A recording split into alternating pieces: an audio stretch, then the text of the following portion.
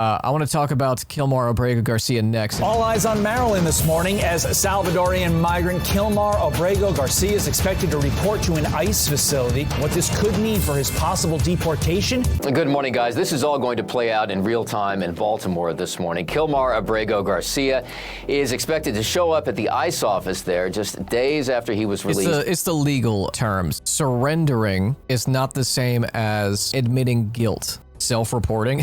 No. From a Tennessee jail. He is in the country illegally, of course, and faces human smuggling charges. He's been offered a deal to be removed to Costa Rica if he pleads guilty to those charges. If he doesn't accept that offer, he could be taken to Uganda. Uganda's on the table. We'll see. I mean, you know, we I also saw another report that Costa Rica was also on the table. DOJ's, you know, our immigration attorneys and the judges, and they're all in negotiations, and we'll see what happens. But Jesus Christ, man. It's on the table. We have an agreement with him. It's on the table, absolutely. To answer your question, Rochambeau, why does it always sound like he's trying to talk while giving a blowjob? It's because he's salivating at the thought of executing migrants and torturing them. That's why. It's because he's frothing at the mouth at the idea of being able to torture black and brown people. Now, Abrego Garcia became the focus of critics of the president's illegal immigration crackdown after he was mistakenly deported to El Salvador. Literally could happen at any moment. If it happens, we will break in and bring it to you.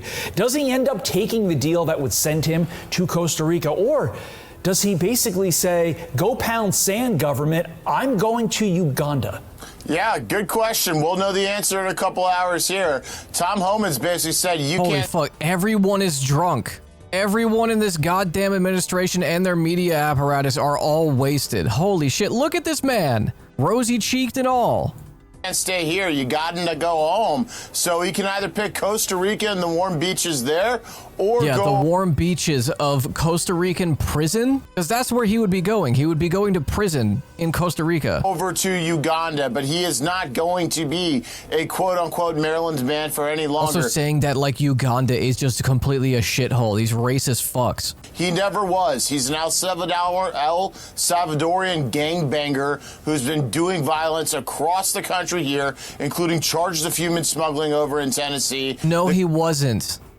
Also charged, not convicted. The country will be a lot safer in a couple hours, regardless of what he chooses. So, I mean, hypothetically speaking, Kilmar Abrego Garcia would go to would be sent off to Uganda or Costa Rica, and the average person would be less safe, but in their day-to-day, they wouldn't notice a difference, and that's why they're going after vulnerable people, is because majority of the population won't notice whenever people are fucking black-bagged and disappeared, kidnapped, and shipped off to a slave colony. Well, then ICE will go and grab him. I'm sure they have eyes on him. His lawyers, if they're helping him evade ICE, I'm sure could also face some sort of prosecution, or anybody else that might be in the mix. I mean, the entire Democratic apparatus, from the highest levels of politics, including U.S. senators in Maryland. They keep saying gangbanger. I do not think they know that the word has more than one meaning. Well, they're saying it because they're trying to, like the usage of the word thug, say a slur without saying the slur. Democracy Now! did release a segment on Kilmar this morning. Good. Here, let's take a look at that. I'm tired of listening to these drunk-ass motherfuckers. democracynow.org. My queen, Amy, give me some good coverage, please. Amy Goodman. We turn now to a case that's become a flashpoint of the Trump administration's mass deportation campaign and crackdown on immigrants. We're talking about Kilmar Abrego Garcia. Just days after he was reunited with his wife and children in Maryland after being separated from them for more than 160 days. This morning, Abrego Garcia presented himself to ICE for a check-in. Dozens of his supporters rallied outside ICE's office in Baltimore, where he addressed the crowd before walking into the building where he was taken into custody. He spoke in Spanish, followed by a translator. Y por eso quiero decirles las gracias a cada uno de ustedes que marcharon, levantaron sus voces y oraron y nunca dejaron de creer y luchar por mi libertad. And this is why I want to thank each and every one of you who marched, lift your voices, never stopped praying, and continued to fight in my name. after he was released from jail in Tennessee. The father of 3 still faces deportation, this time to Uganda, a country he has no connection to. The Trump administration threatened to send him there for refusing to plead guilty in a human smuggling case that Kilmar's legal team has condemned as refusing to plead guilty and then sending you as punishment for not admitting to a crime that you did not commit. They're like, hey, just admit that you were doing the thing we made up so that we could send you to El Salvador again.